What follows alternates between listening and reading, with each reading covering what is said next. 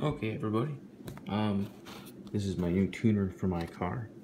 I used to have one of these for my old car, my Mazda Speed 3. I had a Cobb access port, and I sold that car. So my next car after that was a Chrysler 300S with a Hemi, and I decided that I really enjoyed having the ability to data log and tune, and this was the solution for my car. Cobb doesn't do any tuning for Chrysler, so this was the next best thing.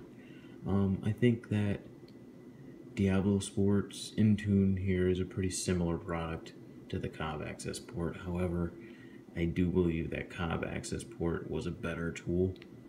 It had more features and it allowed you to change anything you wanted in the tables and the software. Whereas this is a little bit more user-friendly, a little bit more for the non-car guy. It pretty much just asks you questions about your car and gives you some basic tunes from there. Whereas the Cobb, again, gave you full access. It's a full standalone. You could do anything you wanted. And in that sense, the Cobb access port was a better product, but this is also a good $300 cheaper than the Cobb access port, so I would expect it to be limited functionality compared to the Cobb. But seeing as this seems to be one of the better solutions for, the big three, American cars. Diablosport's a pretty respected brand. They've been around for a long time, and I'm excited to get started with it. So here's the box.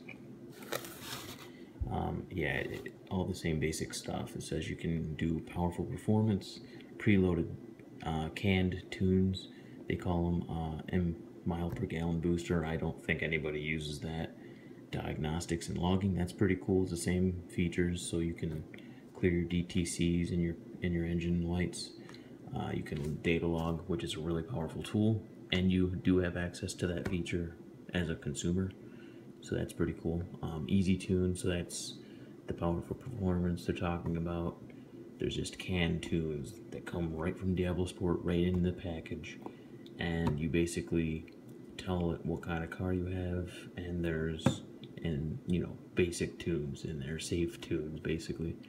There's advanced options, which is something that the Cobb access port didn't allow you to do, which is basic changes that you can do right there on the tuner without having to actually get into the nitty-gritty tuning. All you have to do is say, I want 10% more throttle boost, or turn off the top speed limiter, turn off traction control, turn off engine lights. Some basic functionality here that's simple to use. You don't have to be a car guy to use it, and it allows you to kind of customize your tune just a little bit, and I think that's really cool. And then custom tune. So this is what's different from the Cobb access port to the Diablosport. Diablosport still allows you to get full custom tunes through this, but you don't have access to it. You have to pay extra. So if you want to pay a shop, and I guess they have a whole list of supported dealers that tune with this software, and you can basically, now I think it's a little bit janky to do it this way, but I guess they allow you to contact these tuning shops, and they have dyno tested your car, and they have a base tune, and then they email you this tune when you buy it from them, which is, I guess, around 150 bucks, depending on who you go through. And they email you this tune, you put it in this box, you put it in this, Intune, put it on your car, and you data log with it.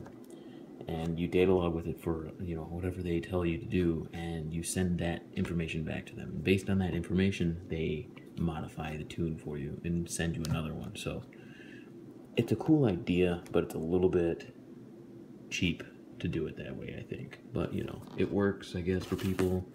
It's a nice, easy, way.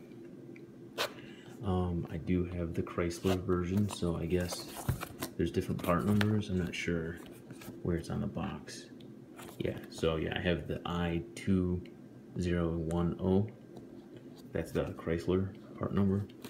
So they have different ones for Chrysler, Ford, and GM. And this is the Intune i2. This is pretty similar to what the Cobb access ports packaging was. Very, very similar. I think the Cobb did have a little bit better presentation, but pretty similar stuff. So opening the box for the first time. This is what you see. Alright. Looks like it comes with a manual.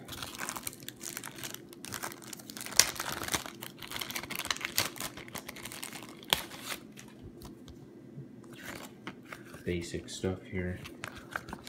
Nothing surprising, you know, I can go through that later. This is basically a quick start guide. Okay. Alright, looks like you got your OBD2 connector. So yeah, you need that.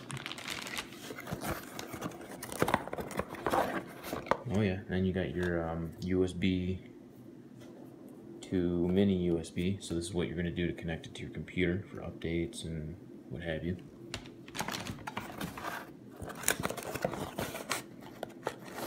Alright, looks like you got a cool gel sticker. These are neat. I don't know what I'm going to do with that, but it's a pretty cool little logo. Yeah. And finally, the tuner. Alright, it's pretty small. Kind of seems like a small cell phone. Right.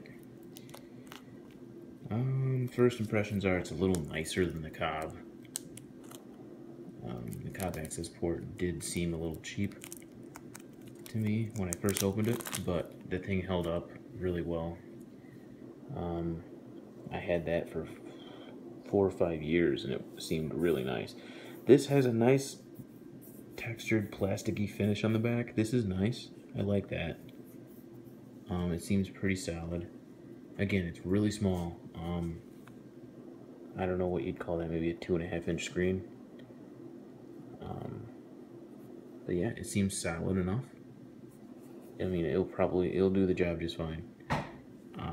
If I had to guess, I would say the build quality of the actual tuner itself is nicer than the Cobb. Now, the Cobb access port that I had was a version 2. They have come out with one that's like this now. But, yeah. No, I am impressed. I think it's nice.